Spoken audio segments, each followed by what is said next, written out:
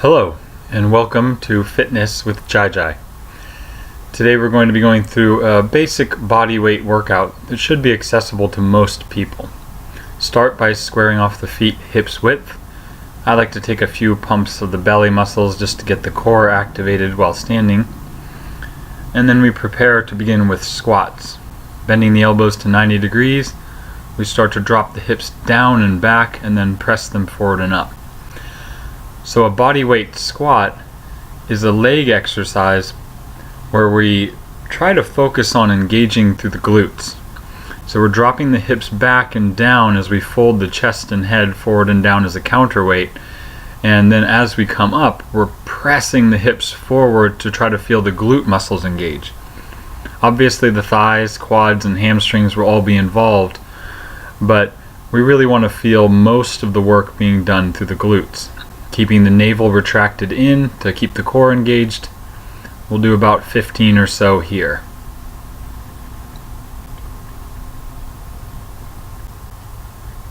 Good, you can do it. Keep going. Just one more.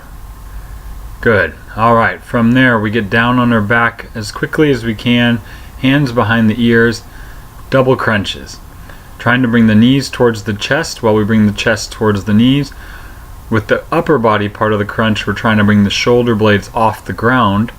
And the lower body portion, we're trying to keep the legs tight together. I like to kind of curl the toes a little bit. And then we're trying to bring the knees in again towards the chest.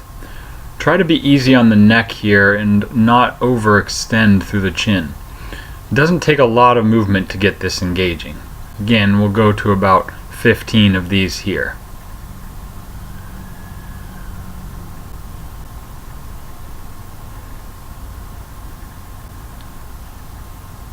Beautiful. From there, we're going to go ahead and just roll ourselves up, flip on over, and prepare for push-ups. So we want to get the hands directly underneath the shoulders, try to get the body in that nice flat plank position with the core engaged, and then bending the elbows to about 90 degrees and pressing back up. Now we'll do as many as we can with our full body length.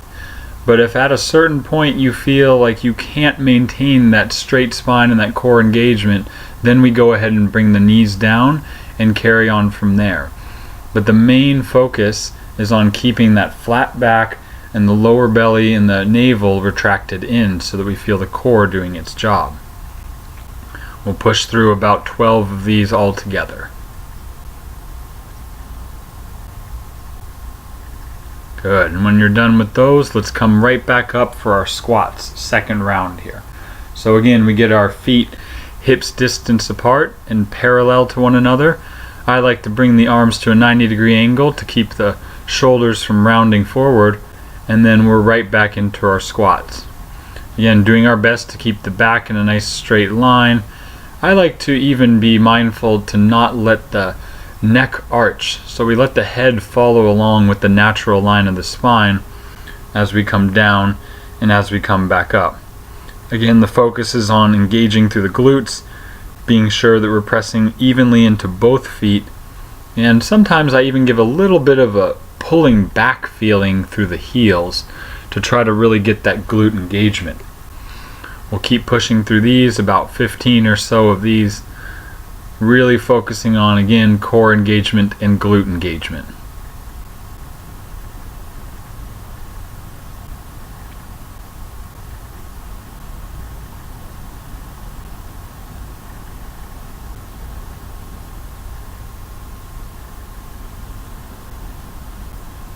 Good, and then from there we're right back onto our back, getting our double crunches going.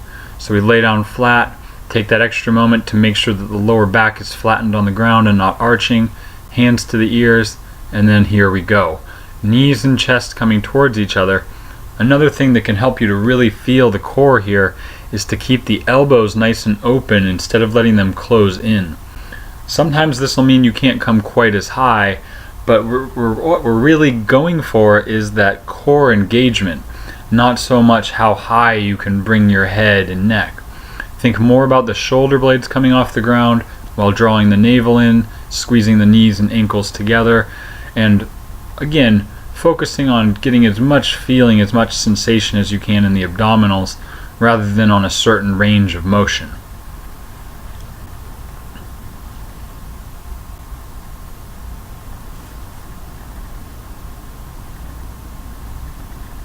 Good, and then from there, rolling right back over for one more set of push-ups.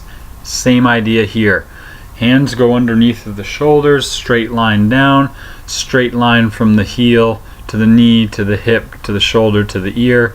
We do as many push-ups as we can with our knees off the ground, even if it's just one or two, and even if we have to shorten the range of motion a little, that's okay. But whenever we feel that we can't maintain that core integrity and we're losing it, we'll come down to the knees and finish up the set.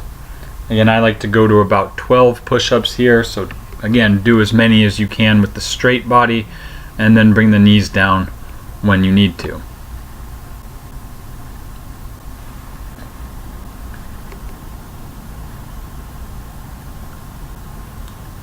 Beautiful job. Alright, from here we'll be moving into our second circuit. We're going to start the second circuit with an exercise that we call lawn mowers. This is an upper body exercise but uses the whole body. Here I'll be using a rubber band that I have handy in order to do this exercise, but it can be done with a dumbbell or a kettlebell or any kind of weight. What we're doing is we're placing the band, in this case, underneath of my front foot while I take a sort of warrior one or a long stride lunge stance. Here you'll see that I have to adjust the band a little bit. I like to put it under the ball of the foot so it stays secure. Front elbow rests on the thigh, and we use that as leverage to just start to pull. Just like an old school lawnmower, we pull back with the elbow, little bit of a rotation around. Again, as always, making sure that we're engaging that TVA, that transverse abdominis, which means that we're pulling in with the belly button, keeping the core hugging in towards the spine. I like to press into the back heel to make sure that leg doesn't get soft. Once you're done with about 12 or 15 on that side, we adjust and try to make sure we get the band, if you're using a band, to be pretty much the same integrity, the same tension as on the other side. Forearm goes on the thigh, other arm starts to pull back like that lawnmower action. Again, we want to keep the legs and the core strong so that we have a nice foundation so that that upper body movement isn't wiggly, and if you notice how I'm doing it here, we keep a pretty solid and rigid body where it's not really moving too much, and just let the arm and a little bit of rotation from the ribs happen. Good job on those. From here we'll be coming down into what we call a Superman, or a prone back extension, where we just lay down on the belly, lift the knees and the feet, the chest and the hands off the ground. Now you'll notice here that I'm keeping the neck nice and long by not looking forward, so there's a stretch through the back of the neck, almost as if the top of the head and the base of the tailbone are pulling away from each other as we lift the feet and lift the hands. We're just going to hold this isometrically, building some nice tension and strength in the lower back muscles. Good. And then from here, we'll be moving into short lunges. So instead of the long lunge, we're going to take just about a normal walking step stride, so nothing too long, nothing too short, just about how much space you'd have if you were walking and just paused in mid-step. Again, I like to bring the arms to a 90-degree angle at the elbow, shift the weight to the front heel, and then basically we're taking the same movement pattern as the squat from before, but now we're placing that movement onto just the front leg. So the back heel is up and we're putting as little weight as we can on the back foot. We're driving through the heel of the front foot, coiling back and down just like in the squat, loading into the front glute and pulling ourselves through the heel on the way back up so that we really feel that glute and hamstring engagement. Good. I go for about 10 on one side, and then we'll go ahead and switch to the other side. Do your best to make sure you get the same length in your stride as you did on the other side. Again, front heel, front leg takes the weight, arms at 90 degrees, core engages, and then we're off. Coming down, coming up, but really thinking even more than the down and up motion, considering the back and forth motion of the hip. We're trying to get into the glute primarily, and we do that more by folding at the hip and then extending the hip. Since the glute max is a hip extensor, we really want to focus on that pushing forward or extension of the hip in order to get the glutes firing. Keep the core in, keep the neck and head in a neutral position, and get your 10 here. Good. Alright, time for round 2. Let's grab that rubber band or that weight or whatever you've got for your lawnmowers. Go ahead and get yourself set up. Nice long kind of lunge stance, long lunge, but the back heel is down for support, and then we're cranking them out. When I do these, I think a little bit less about pulling from the hand, and I think more about pushing the elbow back in a rotation. This will help you to get the lats firing, and we really want to make sure that we're not rounding that shoulder down and forward, but opening up through the chest as we pull the elbow back. Again, we'll get our 12 here, and then we'll change sides. And making sure we have a similar amount of tension if you're using a rubber band, or the same weight if we're using that dumbbell. Good, and then from here again, same. You'll notice again, you'll see that little bit of rotation that happens. And it's very small and it's very subtle, but that helps us to get into the core, and again to get into those lats and to really open up through the chest and the shoulder. Again, being mindful not to let that shoulder round down, not to let the shoulders pull up into the neck and the ears. We want to keep the weight in the arm and in the back. Alright, back down onto the belly for our Superman or our prone back extension. Again, you can do this for different amounts of time. For now, we're just doing it for about as long as feels right. We're feeling that nice extension feeling where the head and the tailbone are pulling away from each other. The feet are coming up, the hands are active.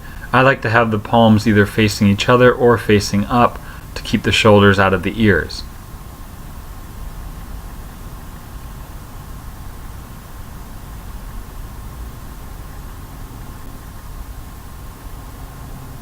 Holding it there, nice and tight, and then when you're ready, go ahead and bring it on down.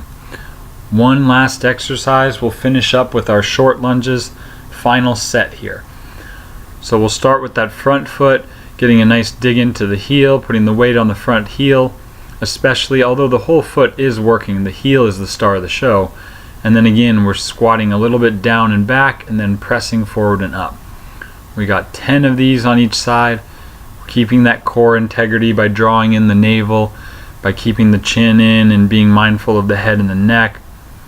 And we're keeping the palms maybe even face up as we have the 90-degree elbows, so that again the shoulders are rolled back instead of forward.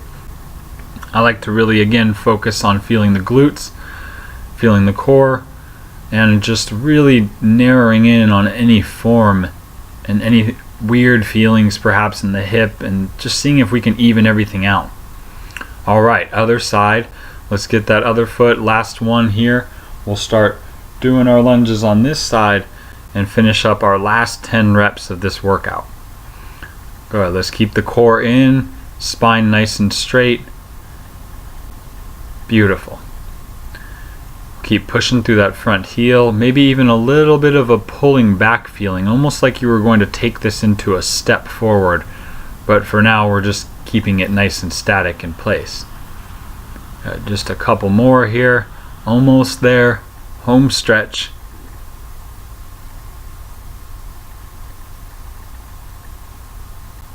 Good, and then that's it for today. I hope you've enjoyed this very simple workout. Have a wonderful day and enjoy.